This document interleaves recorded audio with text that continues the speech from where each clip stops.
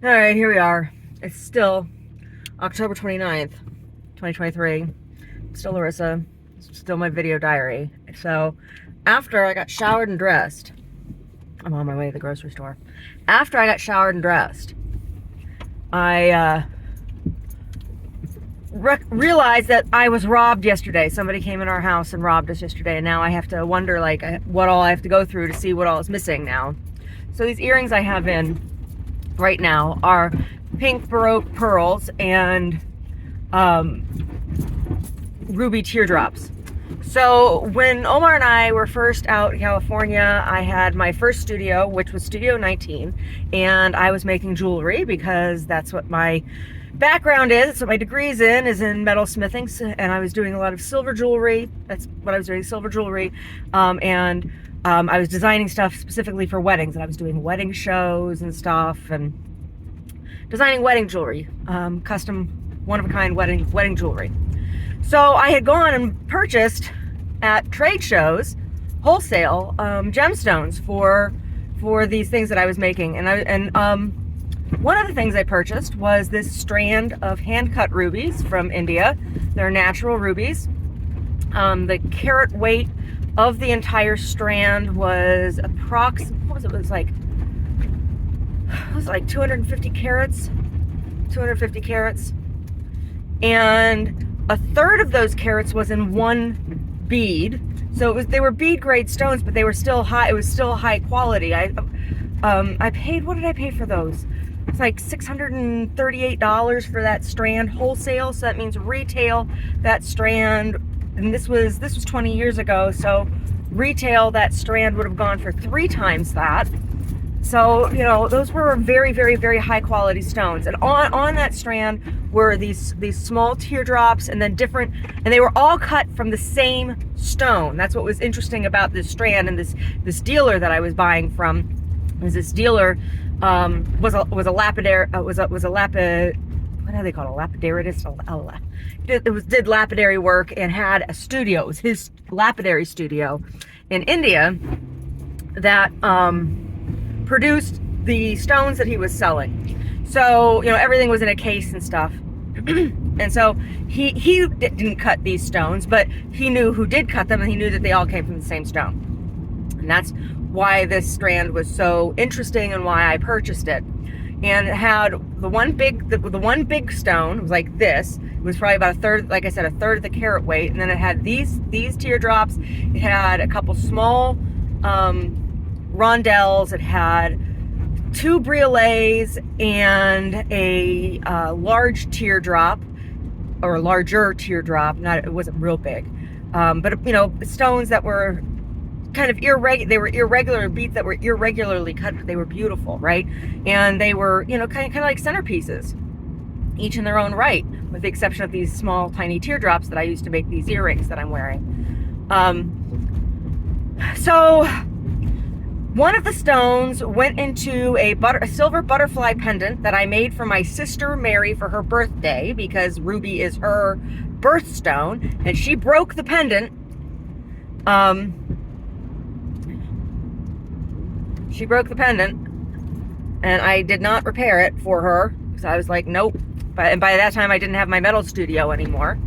Then a bunch of the stones went into a tassel that was on a piece from the catnip series that I gave to a woman named Annalise Willie.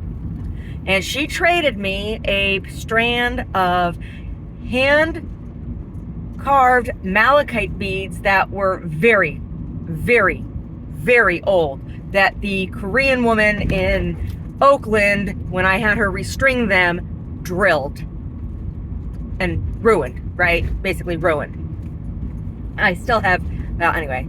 So it was a big silver catnip leaf that had a tassel of natural saltwater pearls and on silver. So there was like silver chain tassel that on the end then had these freshwater, or not freshwater, they were natural saltwater pearls. They were beautiful, and these rubies.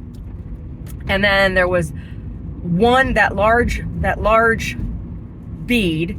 It was a cushion, a big cushion, round cushion cut It was very pretty. And I had made like a bezel cup, but it wasn't a bezel. I drilled on either side and did a rivet. I set the stone in like a rivet. It was a rivet setting. I put the wire through the center and had it drilled on either side, and then riveted it into place in this cup, in this silver cup. And it was just a real simple pendant, and hung on a silver chain, and I had it in my cup, with my jewelry, and the hook that it was hanging on was empty this morning, and it wasn't yesterday. And I know it wasn't yesterday because yesterday I wore my crucifix, which was hanging on an adjacent hook. So I know that yesterday morning when I put on my crucifix, that pendant was still hanging in my case. And so I know yesterday somebody broke in my house and stole that piece of jewelry. So with the silver, there was about an ounce of silver on that. And right now silver per ounce is $23.11, I think it said when I looked it up this morning. So it's about an ounce of silver on it, and the silver was fabricated, and it was in a finished piece of jewelry, and that stone alone was probably worth close to $800. Retail. Just the stone. So, if I were going to sell that piece, if I were, which it was for sale, as I was making, it's when I made that piece when I was making the bridal jewelry. When it was for sale, that piece I think I had listed at $1,300.